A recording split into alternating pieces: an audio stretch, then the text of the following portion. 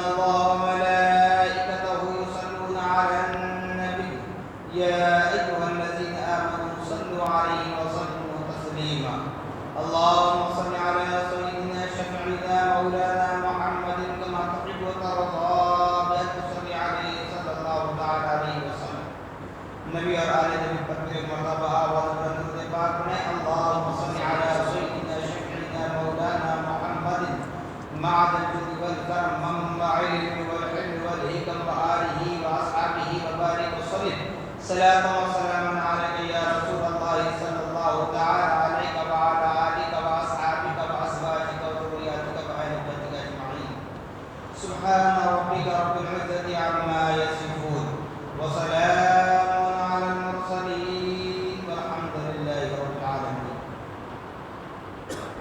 الحمد لله تمام تعریفیں اس ذات اقدس کے لیے ہیں جو سارے عالموں کا پروردگار ہے، جس نے ساری کائنات کو پیدا فرمایا، ساری کائنات کو روزی دے رہا ہے، میدان محشر کا مالک و مختار ہے۔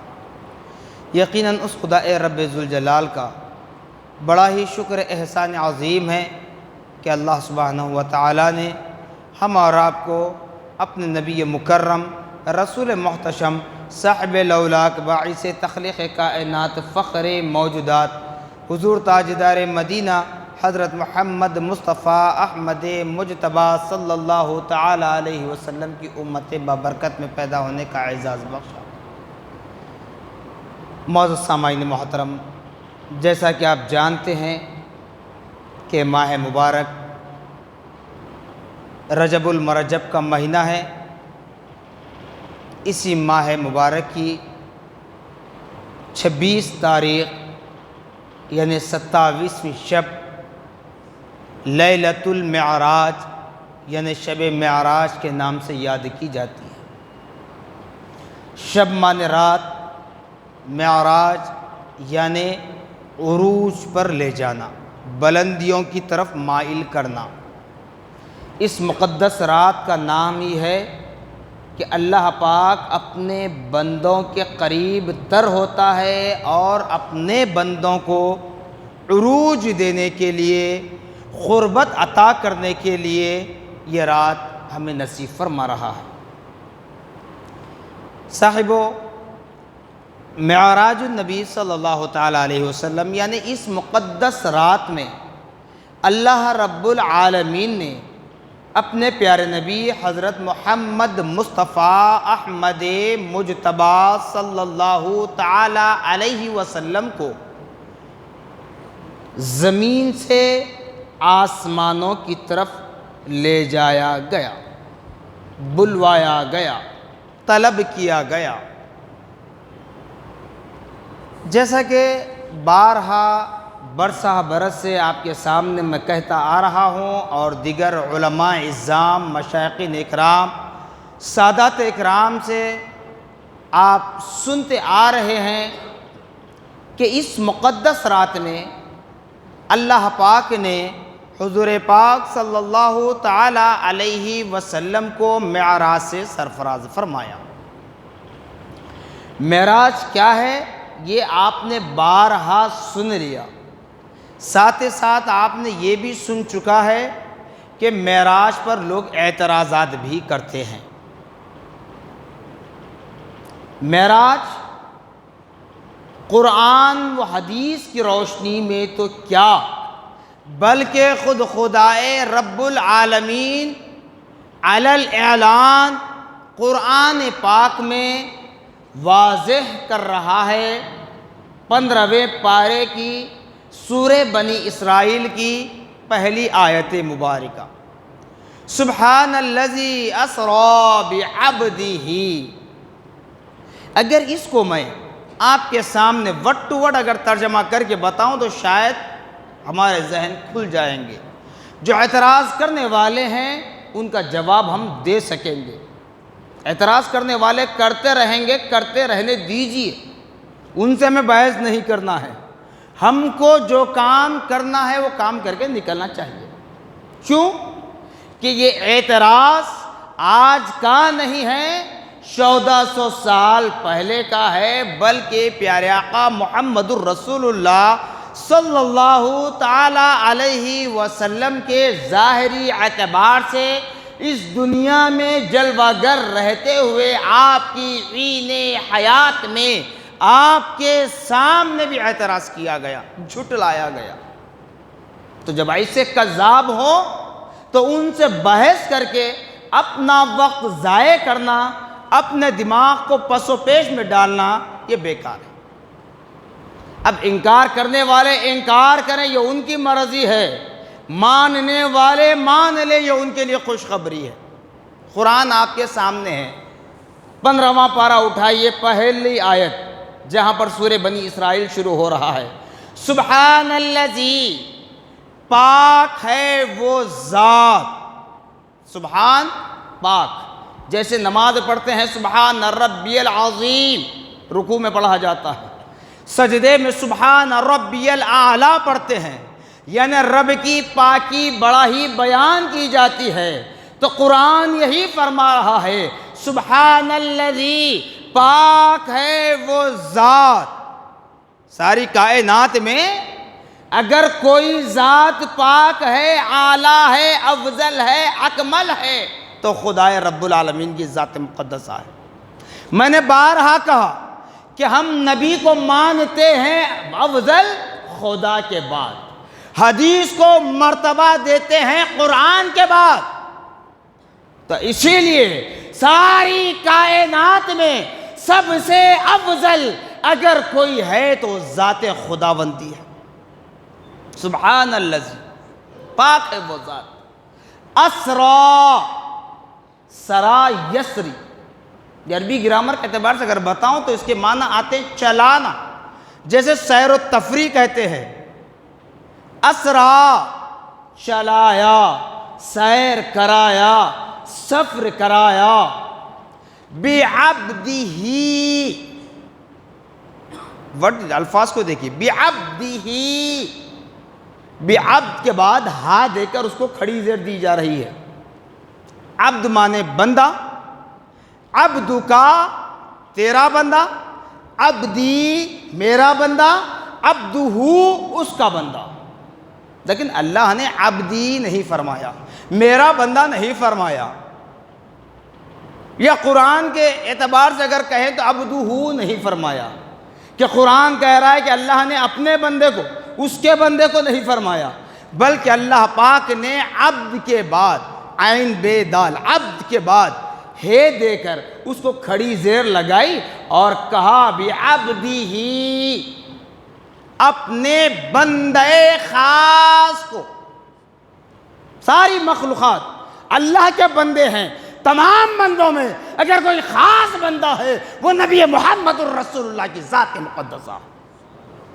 جیسے ساری کائنات میں سب سے افضل ذات خدا پاک کی ہے، تو تمام اللہ کے بندوں میں، تمام مخلوقات میں اگر کوئی افضل ترین بندہ ہے، حضرت آدم سے افضل، حضرت ابراہیم سے افضل، حضرت نوح سے افضل، حضرت موسیٰ سے افضل، حضرت عیسیٰ سے افضل، بلکہ سردار الملائکہ جبرائیل سے افضل اگر کوئی ہے تو نبی محمد الرسول اللہ کی ذات مقدسہ ہے۔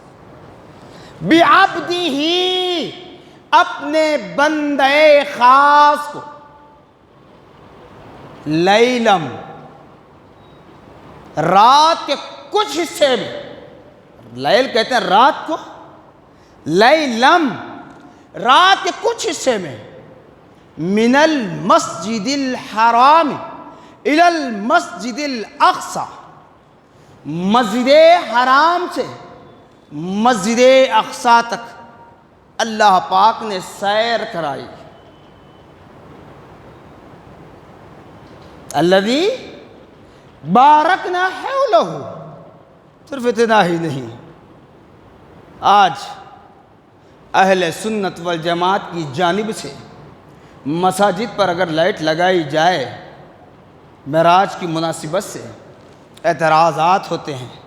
جی اب اللہ پاک فرما رہا ہے، جب میں نے اپنے بندے خاص کو مسجد حرام سے مسجد اقصی تک سیر کرائی، الذی بارکنا حولہ لنریہ، ہم نے اس کے اطراف و اکناف اپنی نشانیوں کو پھیلا دیے ہیں۔ مسجد حرام سے مسجد اقصیٰ تک اس کے ارد گرد ہم نے اپنی برکتیں بچھا دی ہیں، اپنی رحمتوں کو کھول کر رکھ دیے ہیں۔ کیوں؟ دیکھنے والوں کو یہ معلوم ہو جائے کہ آج اللہ کے کسی محبوب بندے کی آمد ہے، بلکہ بتایا جاتا ہے زمین سے آسمان تک سجایا گیا۔ اب کیسے سجایا، کون سجایا، یہ مجھ سے نہ پوچھنا، قرآن کی آیت سامنے ہے، اگر طاقت ہے تو خداوند سے پوچھ لے۔ الذی بارکنا حولہ لنریہ من آیاتنا، پھر اس کے بعد فرما رہا انہ هو السمیع البصیر۔ اب دیکھیے، جب نبی کو سیر کرانے کی بات آئی تو کیا کہا؟ عبدی ہی، میں اپنے بندے خاص کو سیر کرائی، لیکن اب آگے اختتام کی طرف آ رہی آیت تو کیا فرمایا جا رہا ہے؟ انہ هو السمیع البصیر۔ لوگو مانو یا نہ مانو، نبی کی معراج کے قائل ہو یا نہ ہو، لیکن وہ سننے والا ہے، وہ دیکھنے والا ہے، وہ سننے والا ہے، وہ دیکھنے والا ہے۔ نبی کی معراج کی کوئی قائل ہو تو نبی کی شان میں بڑائی نہیں ہوتی، اضافہ نہیں ہوتا۔ اگر کوئی نبی کی معراج کا انکار کر دے تب بھی نبی کی شان میں کوئی کمی نہیں ہوتی۔ وہ سن رہا ہے، وہ دیکھ رہا ہے کہ میرے نبی کی معراج کا تذکرہ کون کر رہے ہیں، کس نیت سے کر رہے ہیں، مجبور ہو کر رہے ہیں یا مسرور ہو کر رہے ہیں، خوش ہو کر رہے ہیں یا صرف اپنے پیٹ کے لیے کر رہے ہیں، وہ بہتر جانتا ہے، وہ ہماری نیتوں کو دیکھنے والا ہے۔ تو معلوم ہوا حاضرین محترم، کہتے ہیں نا نبی پاک صلی اللہ تعالی علیہ وسلم کی معراج ایک خواب ہے، خواب ہے۔ تفصیلی گفتگو انشاءاللہ کل بھی کروں گا، لیکن ابھی صرف آپ کو اشارہ دیتا ہوا چلو۔ خواب کہتے ہیں نبی کی معراج کو۔ تو جب نبی کی معراج خواب ہے، میں ہر وقت کہتا رہا، ہر جگہ کہتا رہا، پھر ابھی بھی کہوں گا، اگر میرے نبی کی معراج جسمانی نہیں ہے، معراج جسمانی نہیں ہے، جاگتے ہوئے اگر معراج نہیں ہوئی، صرف حالت نیند میں ایک خواب کی طرح ایک واقعہ منظر کشی ہوا، اگر اس معراج کو خواب کی اگر تعبیر دی جائے تو پھر بڑی ہی ذمہ داری کے ساتھ کہوں گا، سامعین محترم، نماز پڑھنا چھوڑ دیں، نماز پڑھنا چھوڑ دیں۔ کیوں؟ مومنین پر جو نمازیں فرض ہوئی وہ جبرائیل ہمارے گھر کو لا کر نہیں دیے، خدا نے ہمارے باپ دادا کا نام لے کر پکار کر نہیں کہا کہ اے فلاں بن فلاں، تم پر، تمہارے خاندان پر، تمہاری آل اولاد پر نماز فرض ہے، دن اور رات میں 5 وقت کی نماز پڑھو، نہیں، بلکہ یہ نماز کا تحفہ اسی معراج کی رات پیارے آقا صلی اللہ تعالی علیہ وسلم کو دیا گیا۔ اے نبی، آپ کی امت کے لیے میری طرف سے تحفہ ہے، اے نبی، آپ کی امت کے لیے میری طرف سے یہ گفٹ ہے، نمازوں کا تحفہ ہے۔ جس طرح آپ کو زمین سے آسمانوں کی سیر کراتے ہوئے عرش اعلیٰ تک پہنچایا گیا، اسی طرح جب آپ کی امت میرے اس گفٹ کو، اس تحفے کو قبول کر لے، 5 وقتہ نمازی ہو جائے، تو اس کے درجات جب خدا نے بتلائے تو میرے پیارے آقا صلی اللہ علیہ وسلم نے بے ساختہ کہہ دیا، الصلاۃ معراج المؤمنین۔ کیا کہا میرے نبی نے؟ لوگوں، یہ خدا کی جانب سے تمہارے لیے تحفہ لایا ہوں، نماز پڑھتے جاؤ، اور خدا کا دیدار کرتے جاؤ، نماز پڑھتے جاؤ، خدا کے قریب ہوتے چلے جاؤ، نماز کی پابندی کرتے رہو، خدا کے قریب ہوتے رہو۔ کیوں؟ تمہاری نماز پڑھنا گویا معراج ہے۔ جس طرح میری معراج یہ تھی کہ میں زمین سے، فرش سے عرش تک مہمان بنا کر بلوایا گیا تھا، اسی طرح اے میرے غلاموں، اے میرے امتیوں، جب تم 5 وقتہ نماز ادا کرو گے، تمہارا نماز پڑھنا، تمہارا ایک ایک سجدہ کرنا، تمہاری ایک ایک تسبیح سبحان ربی الاعلیٰ پڑھتا چلا جانا، یہ رب کے قریب کرتا چلا جاتا ہے۔ اسی لیے میرے نبی صلی اللہ علیہ وسلم نے فرمایا الصلاۃ معراج المؤمنین، نماز مومن کی معراج ہے، نماز مومن کی معراج ہے۔ ہم کسی کو زبردستی نہ نبی کی معراج منانے کے لیے بلاتے ہیں، نہ نبی کی میلاد منانے کے لیے بلاتے ہیں۔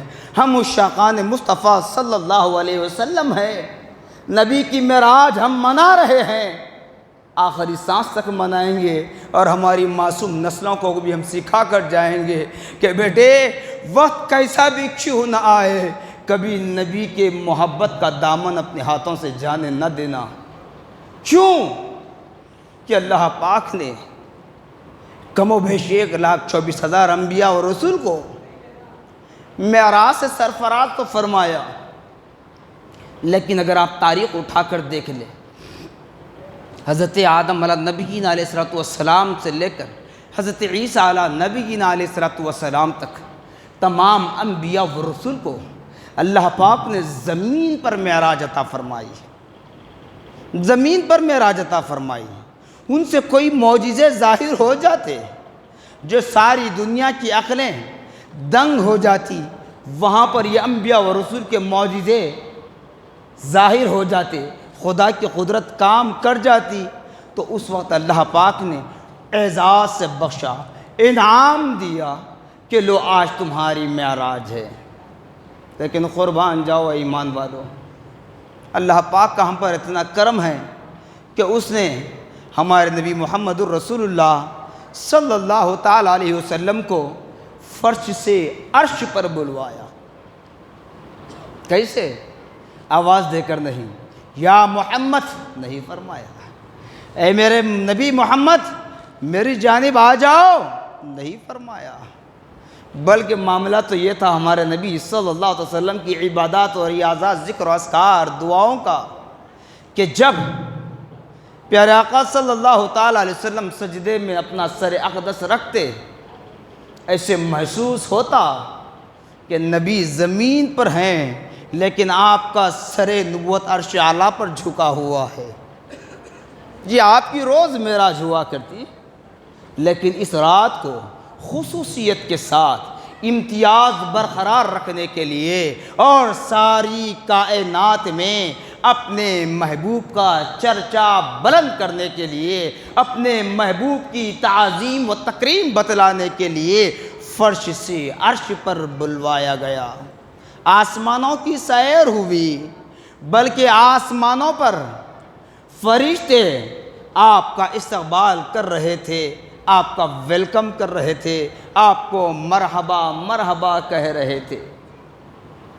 الحمدللہ ثم الحمدللہ، بڑے خوش نصیب ہیں ہم کہ اللہ پاک نے ہمیں اپنے محبوب نبی محمد الرسول اللہ صلی اللہ تعالی وسلم کی امت ببرکت میں پیدا ہونے کا اعزاز بخشا۔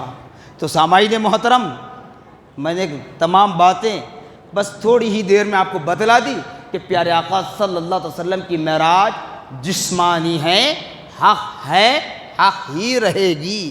کیوں کہ قرآن کا حکم کل صبح قیامت تک چلنے والا ہے، میدان محشر میں بھی اسی قرآن کا حکم چلے گا۔ تو وہی قرآن کہہ رہا ہے، تو جب اللہ نے فرما دیا میں نے اپنے بندہ خاص کو جب سیر کرائی، تو مولانا مفتی صاحب 1400 برس کے بعد اب ہم کہیں کہ نہیں وہ ایک خواب تھا، تو پھر 5 وقت کی نمازیں بھی خواب میں پڑھ لو نا۔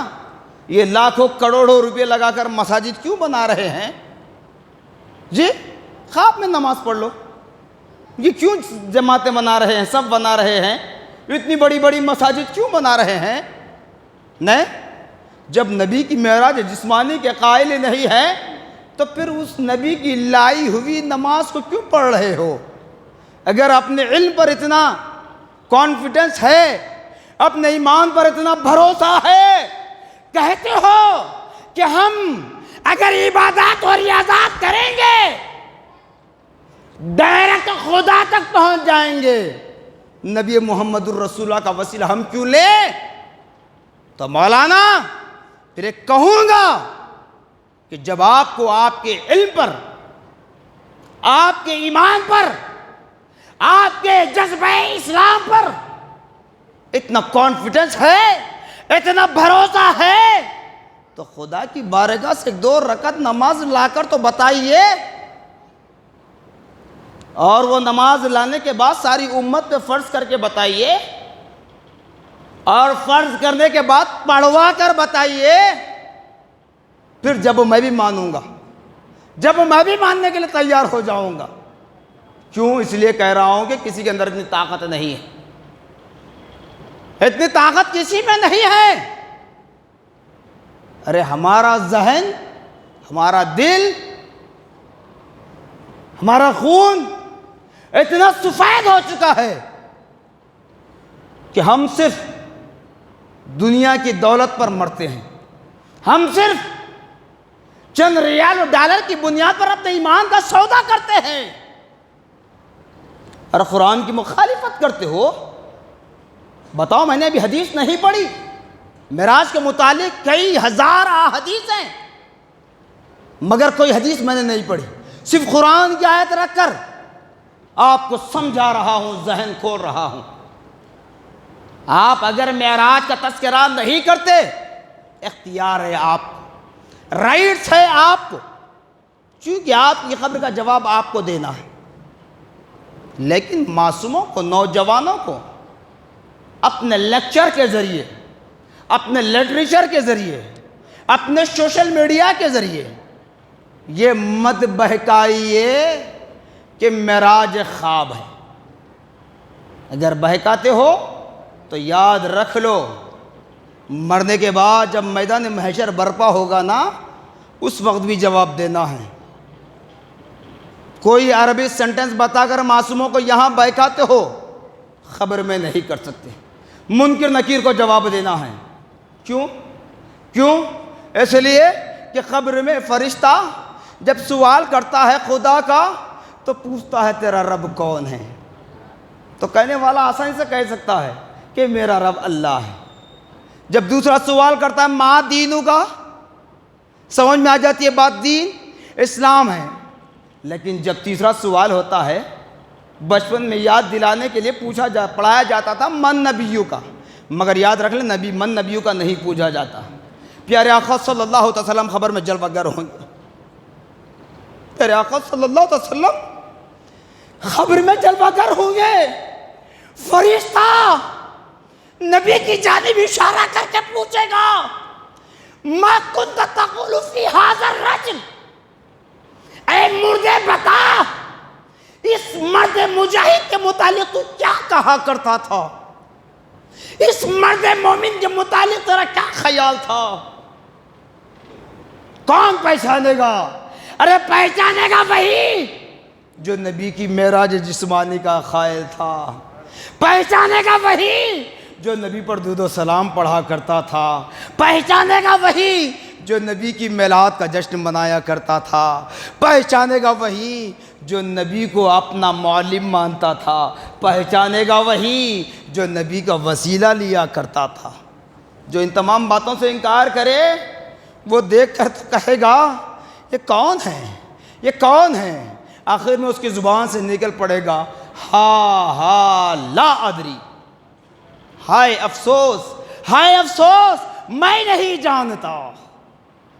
خدا را ایمان والوں یاد رکھ لیں، یہ نہ سوچنا کہ مول صاحب نے خبر کی یہ بات بتا کر ہمیں معراج منانے کی طرف زبردستی ڈھکیل رہے ہیں، نہیں، انشاءاللہ ان باتوں کو یاد رکھ لیں۔